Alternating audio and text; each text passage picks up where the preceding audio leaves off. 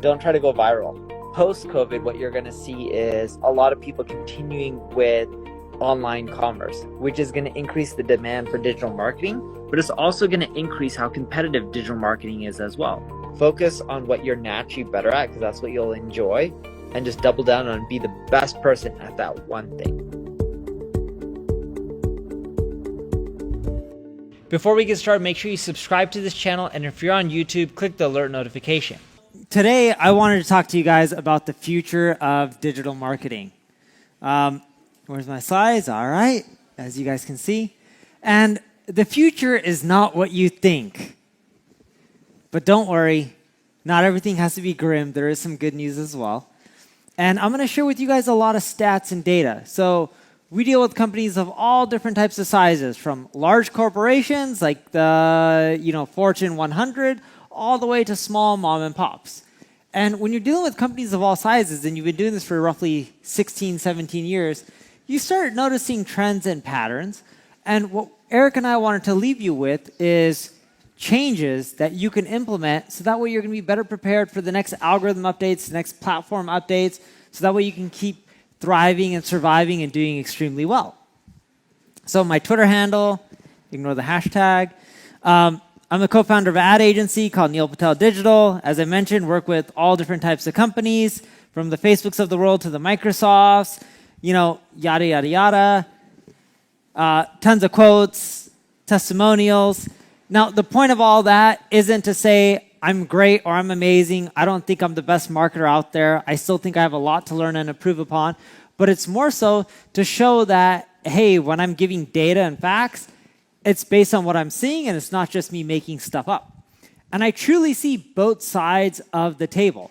Not only am I an entrepreneur and a marketer myself, I also work with companies like Google, or this one's actually Facebook, companies like Facebook, who will hit me up and pay me money to speak at their own conferences to their own customers, as well as companies like Google who will hit me up to help market Google as well.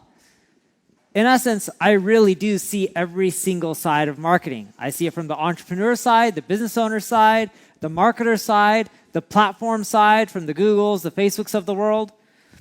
Now, before we get started and go into the future of marketing, I wanted to play a little bit of a game with you guys. So, number one, how many blogs do you think are there on the web? Let's see how many of you guys listen to marketing school. All right, take a guess. That's right. Saeed may have a different number. You may have a different number. You're like, no, there's 1,100,000,000 WordPress blogs. Do you know the real number? Okay, so from what we know and all the stats online, there's at least 1 billion blogs. How many people are in the world? Take a guess. Yeah, roughly 7 billion. Do you think we need that many blogs? That's roughly 1 blog for every 7 people. Just honestly. No. We don't need another marketing blog, so don't try to copy me or Eric. But in general, there's just too much content at this point. How many enterprise companies do you think are leveraging digital marketing? Like these old school companies. Some of them are like big corporations like Fortive. How many of you guys have heard of Fortive? Did you know they're worth like $30 billion, and they sell like gas pumps and industrial equipment that you guys use on a daily basis, but you never know about? Okay, how many old school companies like that do you think are leveraging digital marketing? Take a guess. Who said all of them? That's right. All of them are pretty much leveraging digital marketing. Those guys have a shit ton of money. Literally, piles and piles of it. They make more in interest on any given day than we make in a whole year working, right? So they can outspend us, and when they make mistakes, it doesn't really hurt them. Another question. Startups. They raise money. What do you think most of the money that they're raising is used for these days? Ads? What else? What else? What else? What do you do? You do sales. Don't try to lie to people. You're a salesman. I know, you're on payroll. If that guy tries talking to you, he's a salesman. Okay, so startups, These days, when I was starting my first company back in the day, we would raise venture capital. The money was raised for creating a product, engineering, servers, all that kind of stuff. Now, most companies raise the majority of their money for sales and marketing. In other words, growth. They're trying to figure out how to get more revenue, and that usually involves sales and marketing. You can talk about growth hacking and loop in some product changes, but in essence, that's where they're spending their money. How many of you guys, or what percentage of voice searches will be in 2020? What do you think? What percentage? Go for it. Yeah, you.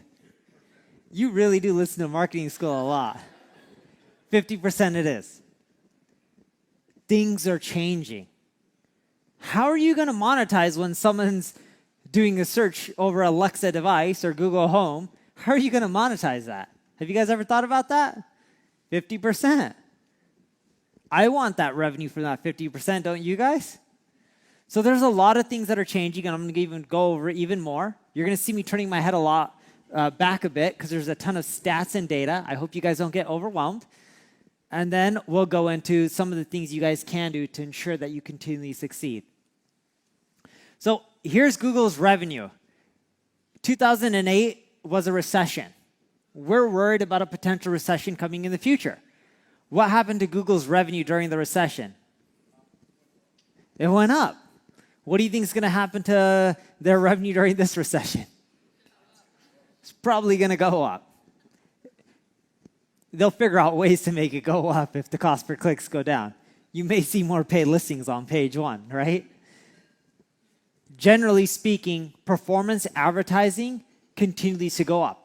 If you spend $1 on paid ads, you expect to make more money than what you spent. Would you guys agree with that statement? So during a recession, if you still spend $1 on Google and you make $2, do you think you're going to slow down because it's a recession? No.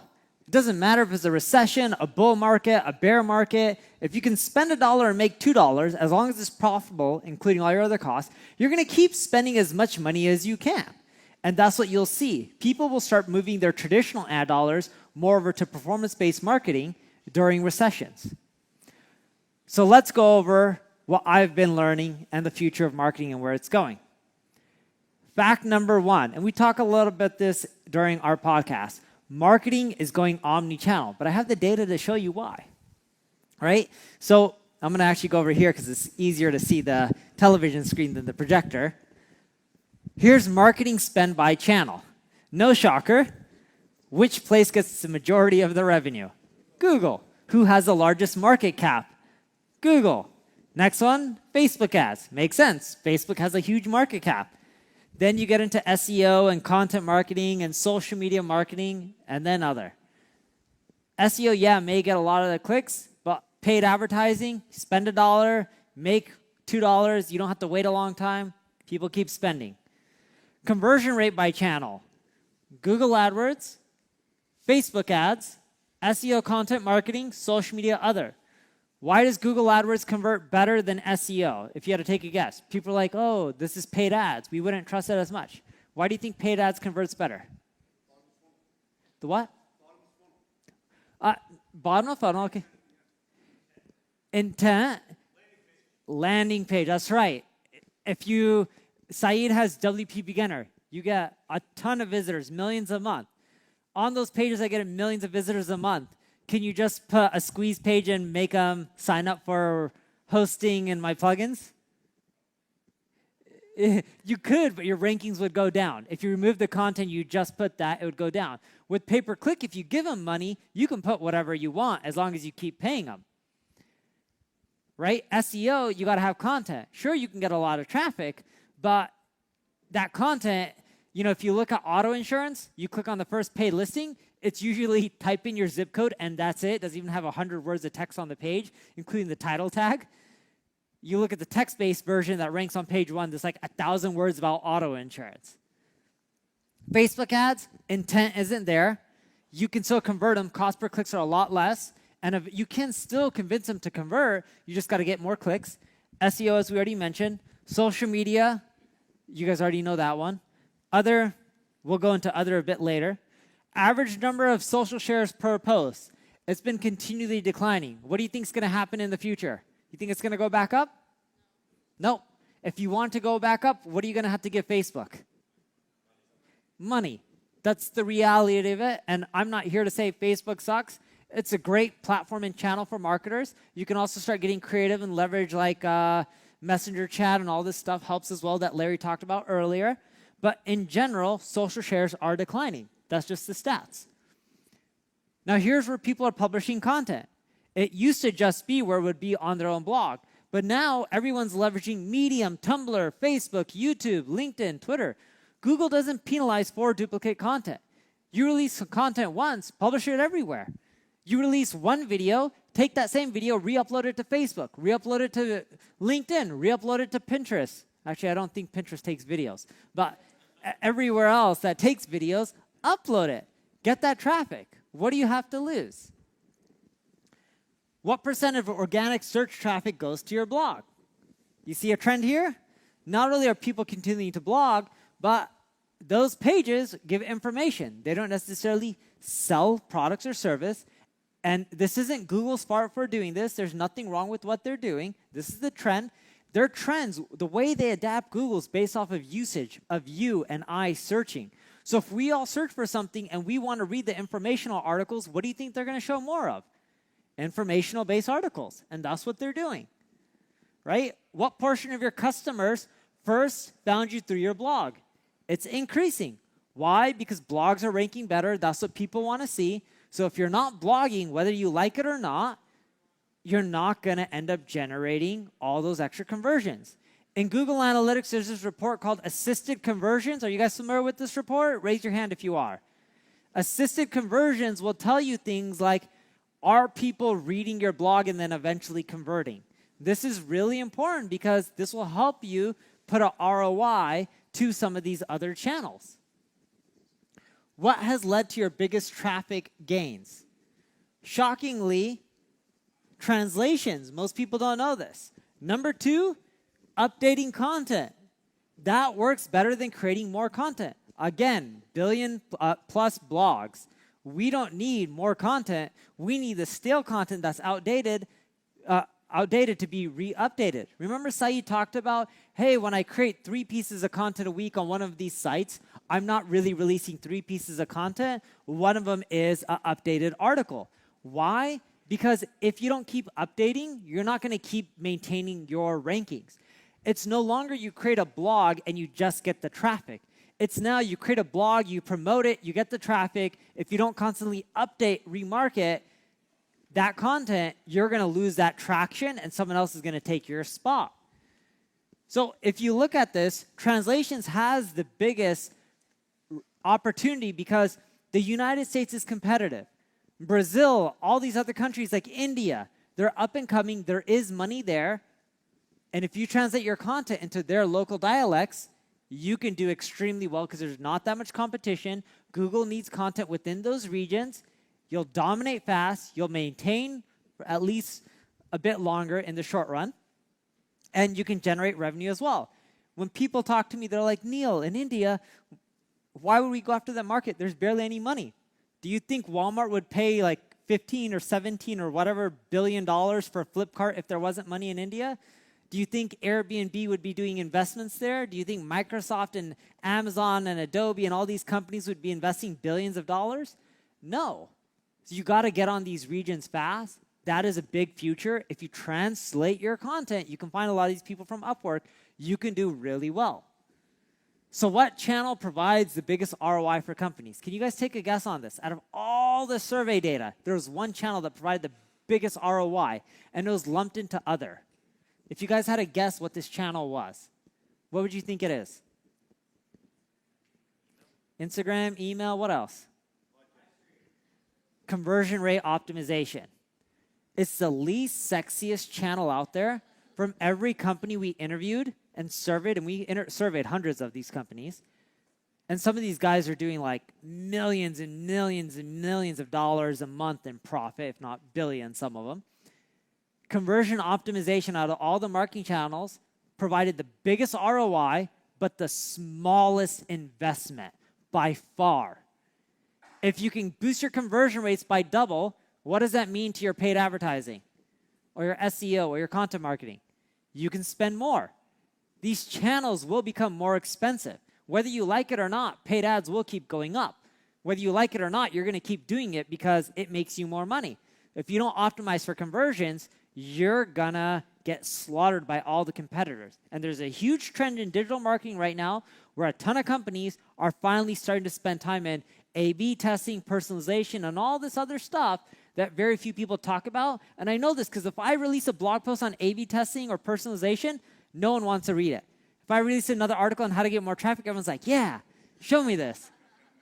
It just shows what you guys want to read. The trend is going two different opposite directions. So really start getting into conversion optimization. What's also cool about going omni-channel is that it's also not hard to see what the competition is doing, right? Because all these channels are getting saturated fast, and that is a big trend. You have no choice but to leverage all of them. You used to be able to create a business off of one channel. Facebook grew just from the referral program. Dropbox grew from social media. Tweet this to get more space. You no longer can grow a business through one channel. It's becoming more and more competitive. The people who are early on, sure, Saeed has access to a huge WordPress community. He already is integrated and has access to all these users. Do you think someone can just come in right now and compete with him? Saeed, if you were coming into this right now, do you think you can do well compared to you being in this for 10 years? No, why not? Relationships and equity is much harder to build. It's much harder. And you got in early enough, which gave you that head start. Hence, he was able to leverage one channel and explode.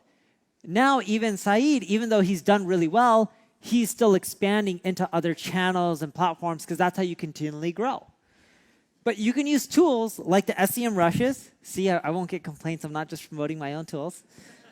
I'm not getting paid by them either. You can use SEM rush and tools like that to see what people are going after from an SEO perspective or paid advertising perspective. You can use what runs where to see what kind of media ads people are doing.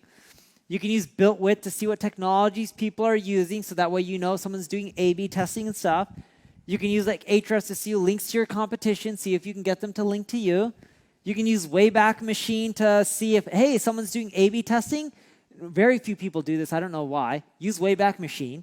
Go back, see all the variations of their pages. You can see their transitions. Typically, the one that they're with now is the one that boosts the conversion rates the most. That'll give you an idea where to start. Link Explorer by Moz, another tool that gives you a lot of marketing insights. So, what do you think happens to your CPAs when you go omni-channel? On everything, your cost per clicks, all of that. You guys familiar with Expedia? Yes? How old is Expedia? Exactly, they're really old. You guys have known about them for a long time. Expedia recently ran a test where they went omni-channel by doing television, radio, pay-per-click, etc. Do you know what happened to their CPAs on pay-per-click, like their cost per clicks and CPAs? Went down by double-digit percentiles. Omni-channel helps improve your numbers on all channels. All right, fact number 2, user metrics are the key to beating Google. You don't have to increase rankings to get more search traffic. Here's the old site that I have. I eventually got rid of it. Nutrition Secrets. It was a nutrition site. I got my traffic up and to the right.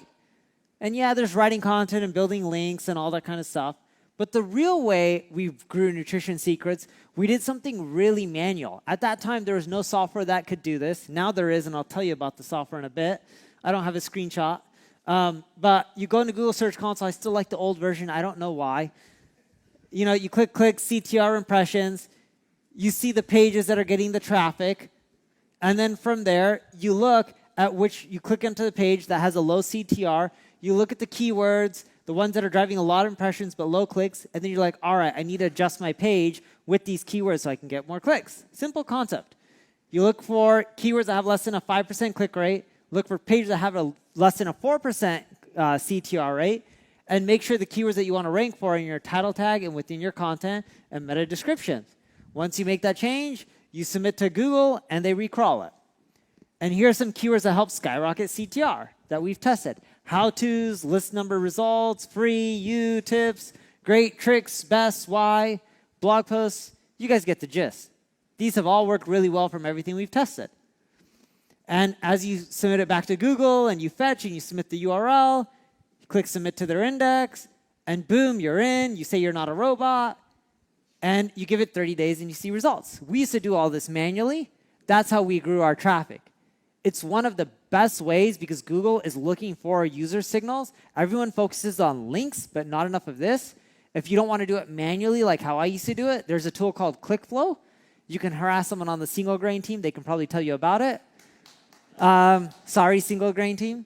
But nonetheless, that's what we do now, and we just automate it, and it works much easier. But I kid you not, this is where we're seeing the biggest search gains right now for SEO. We're just optimizing and going after user signals. It's not sexy. No one talks about it. Works. Again, I know if I write a blog post on this, it doesn't get read as much, but this is where we're getting the traffic increases. And luckily, because I have you in front of me, you're forced to listen to whatever I want to talk about. Technically, you could walk out. ClickFlow, ClickFlow. It's not called ClickFlow. Do not sign up for that company. That's what it's called. I'm kidding. So eventually, here's the thing that most people don't talk about. User metrics are going to go on all platforms. Did you know on Facebook, Instagram, LinkedIn, what is the #1 metric that they look at on if a post should go viral? If you had to take a guess, what do you think it is? What is it? Take a guess. Time. Okay, that's one. Shares. Engagement. What's engagement mean? Comments. Comments. The more comments you get, legitimate comments, that impacts how viral a post goes more than anything else. I kid you not, if you had 50 of your friends go to your Facebook page and start leaving comments, interacting with each other, that post goes viral. Don't believe me? All people in this room, go comment on my latest Facebook post and you guys will see. Seriously, just if you don't believe me, go and try it. You can write whatever you want, and I'll respond to you. And if you want to respond back and leave another comment too, you'll watch. I'll respond back again as well. That's how confident I am that it'll work. But I know you need to see it to believe it, so go and leave a comment on my Facebook page. Make sure it's the latest post, so that one gets the most traffic. But that's how effective user metrics are. I used to put in all my YouTube videos and Facebook videos, leave a comment, ask a question. My comment numbers started going up really high. My videos went viral. And then YouTube and a lot of these platforms have now built in if people are asking for comments in their videos. And I noticed the day it hit because my numbers started going down. I'm like, man. So now I'm trying to think if I can put a visual image saying leave a comment to see if that works. But it worked for a while.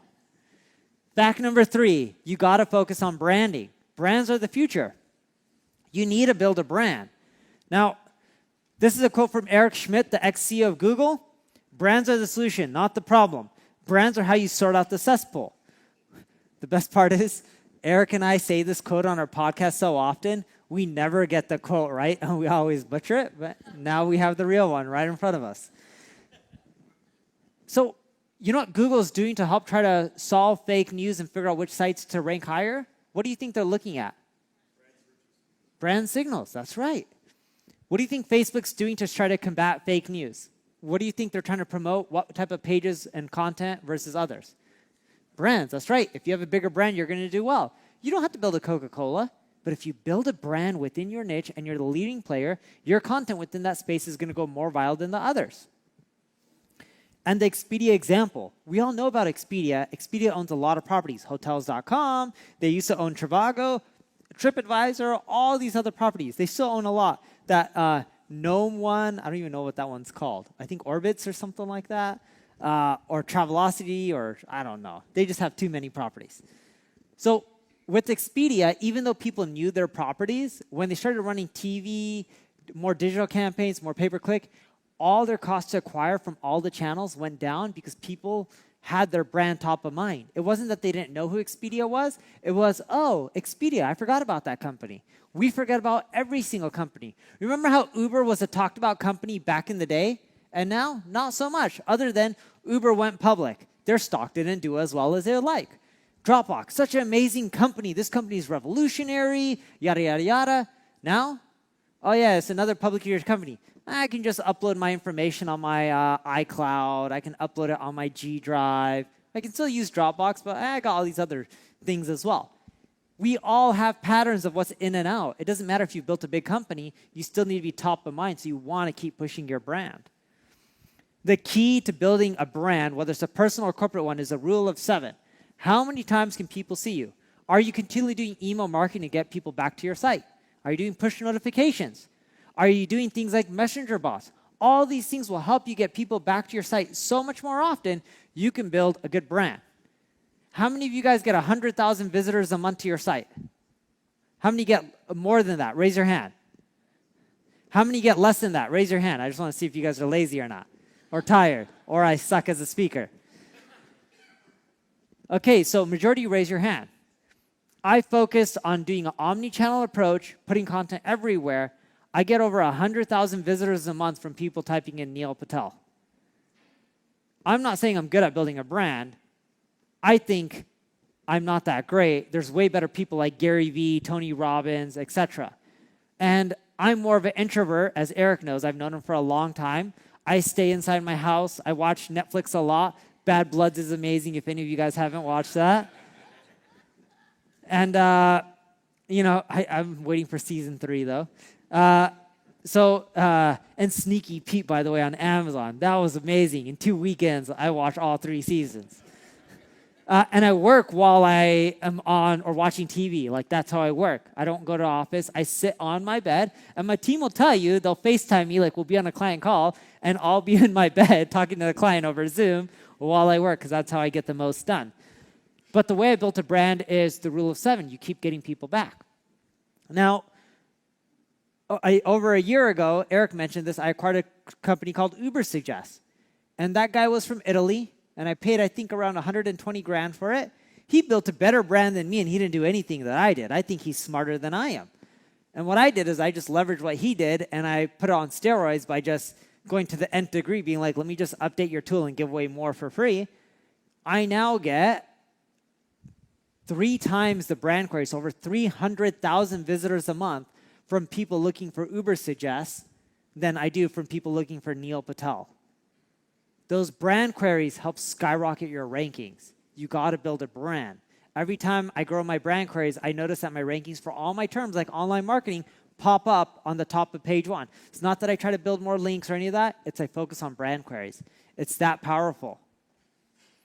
So here's some tips. Emails are still effective. Push notification in combination with email marketing is really good. Combine that with messenger bots, then you're really doing well, right? Which was the next one. And then you want to use tools like Google Correlate to help you figure out what people are looking for that's similar to your keywords. So for example, if I'm in the hotels, hospitality industry, I want to see what other things people are looking for. Google Correlate shows you all the other relevant keywords with similar patterns. Make sure you have content on all those keywords. That way you're helping people out, because if you're helping people out, what do you think it does? It helps build a brand. Putting people first is the right thing to do. Just like when Eric and I threw this event, we were debating, we both decided we wanted to do it for free. Why? Because we're like, let's help people out. We didn't do it to try to close revenue. We didn't do it to try to generate business or anything. We're just like, this will be fun. Let's just help people out. People helped us. And yeah, the positive side is it may help us increase our brand, not by a ton. I don't mean to be in a rude way. With 200 max people, it's not going to skyrocket our brand, but it's about just giving and helping. And if you truly enjoy that in whatever you're doing, it'll help build your brand as well, but that's a side effect. It's like people saying, I want to make money. You don't make money by making money. You make money by helping people and help them solve their problems. Put other people first, and eventually you will build a bigger brand. And Nutrition Secrets, as we started doing all this stuff, our branding started going up, and we started doing better, getting higher rankings, more pages, and that's how we continually climb. But traffic and all this kind of stuff is great, but it's not everything. SEMrush showed one of my past startups, Kissmetrics. I think we raised like 17 million bucks for it. It didn't turn out well. I bought out the domain name from the investors for 500,000 bucks and then redirected the traffic, and then they recently did an asset sale. Now, I had good traffic. My competitor, Mixpanel, who copied my product at the beginning, they even had a TechCrunch article showing similar screenshots, had roughly 1/3 of the traffic. They raised money at an $865 million valuation. What do you think we were worth? I'm the traffic guy. I'm getting all this traffic. I'm beating them. What do you think we were worth? Anyone want to take a guess? You can be honest. It won't hurt my feelings. You can say something good or bad. Take a guess. You're a management consultant. What do you think? 15 million. More than 15 because we raised 17, but technically not when I bought the domain name. But we were worth roughly 1/10 that. Technically not even 1/10 that. So maybe 1/15th, 1/20th. That's brutal, right? Think about it. I'm a marketer. I'm on cloud 9, getting all this traffic. It shows you traffic isn't everything. And I realized at that point the real formula to success, especially in the future, is traffic plus conversions cubed equals success. The more you focus on conversions, the better off you guys are going to be. I'm hammering that so much because I know in a year you guys won't be able to do a lot of the marketing techniques that you're using right now unless you focus on conversions. Which gets into fact number 4. Conventional CRO techniques won't work well. Interactive quizzes, I use a lot of this stuff on the Neil Patel site. It gives you some conversion lifts. I even leverage two-step checkouts for e-commerce. I even do pop-ups that are like, do you want more traffic? Yes or no. If you click yes, you're going to get a guide that teaches you how to get more traffic. If you click no, what do you think you get? No, if you click no, I would be like, congratulations on having massive traffic. Now let's help you double your conversion rate. Put in your name and email. Funny enough, that actually works really well. It's kind of creative. So what's wrong with all the tactics I mentioned? Pop-ups, all this stuff. They're not bad, but what's wrong with them? They're annoying. That is true. They still work, but they're annoying. I hate them, but they're annoying. What's the issue? You see them everywhere. And because you see them everywhere, do you think they work the same that they did 5-6 years ago? No, the effect's worn out. Personalization is a new conversion rate optimization. It's all about personalizing the experience. So here's an example. Now, I operate my day in which I have a few companies, and there's a CEO in place of a lot of these companies. They're starting to use tools like Intercom. And I'm not saying this because Intercom's a sponsor. I actually did the opposite. Once Eric and someone told us, Yaniv, he's like, why are you guys putting your money out of your own pocket for the event? Why don't you get a sponsor? And Eric and I were like, that's a smart idea. We're really stupid for not thinking of this. That's really what happened. Am I right, Eric? We're like, how much should we each spend? 20, 30 grand each? And then Yaniv's like, you guys are dumb. A company will give you the money. We're like, oh my God, you're brilliant. Where'd you come up with this? He's like, every conference does this. And we're like, oh yeah. So when we look at a lot, and you can use any tool you guys want out there. It doesn't make a difference to me, being honest. But when you start personalizing that experience and start chatting, you'll notice that you can adapt what you do to each person. Whether you do that through Facebook Messenger bots, whether you do it through Drift, Intercom, the big point I'm trying to make is you need to start creating personalized experience for every single person. That's where we're seeing the conversion lifts.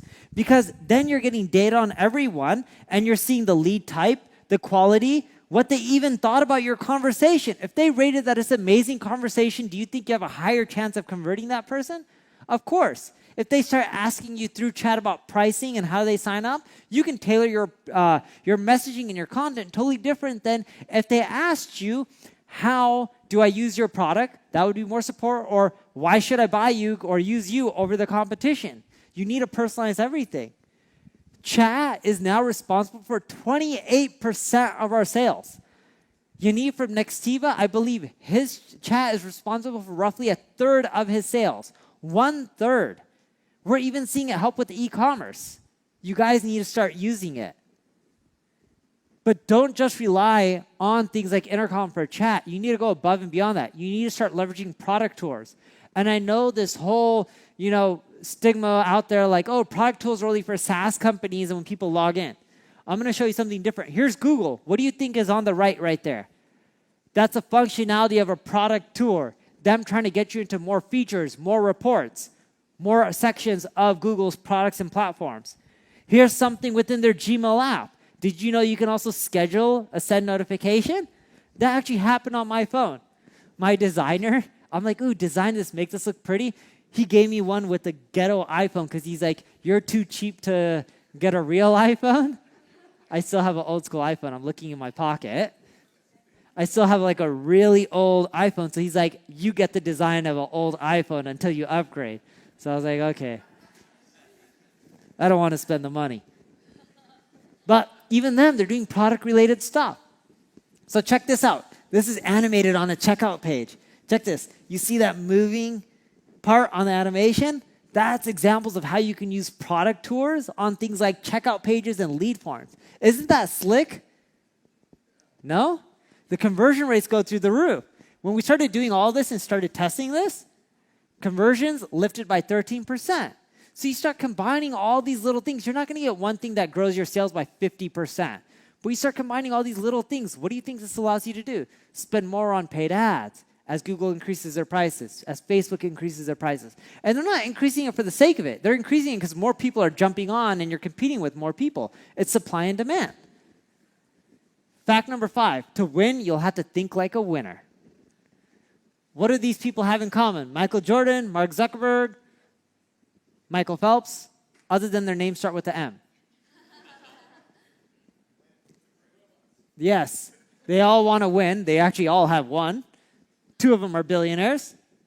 Michael Phelps is an amazing, talented swimmer. He's an Aussie like Ryan. Is he an Aussie or he's American? No, he's American. My bad. He's not an Aussie. Right? They all have coaches and mentors who helped them get to where they are today. You need to invest in mentorship. It doesn't have to be paid. This is a free event. You can go to other free events. You can listen to podcasts. Eric has this podcast called Growth Everywhere where he's interviewing people and they're revealing their revenue numbers. If that's one of your competitors, you listen to it, you can figure out how they grew and you can copy some of it. Look, if you're going to climb Mount Everest, would you just fly over to Nepal, climb to the top, and get there? No, you'd probably die. You would get a Sherpa to help you out and do your training. The same goes with anything you do in marketing and business. Go read articles. Find people who can help you out. Again, you don't have to pay for it. There's a lot of free stuff online. The reality is marketing never stops. What works today may not work in the future. So the best approach is to continually test and keep learning. You're going to be overwhelmed by the information. And you know what? Just go after the low-hanging fruit. Try one thing. If you're going to take one thing away from this presentation, try some CRO stuff. If you don't, you're going to get beat by all your competitors in the few years, probably in 12 months, because that is where the market is going. It's so competitive. Everyone's raising money to pile on marketing scales or using Reid Hoffman's concept of blitz scaling, spend money at all costs to generate revenue even if you're not profitable. It's screwing up the margins for most of the companies. You need to focus on conversions. There's 3 types of people. Those who make things happen, those who watch things happen, and those who are wondering what just happened. Be the person who makes things happen. Thank you guys for attending. Later we'll get into Q&A during our Marketing School Live.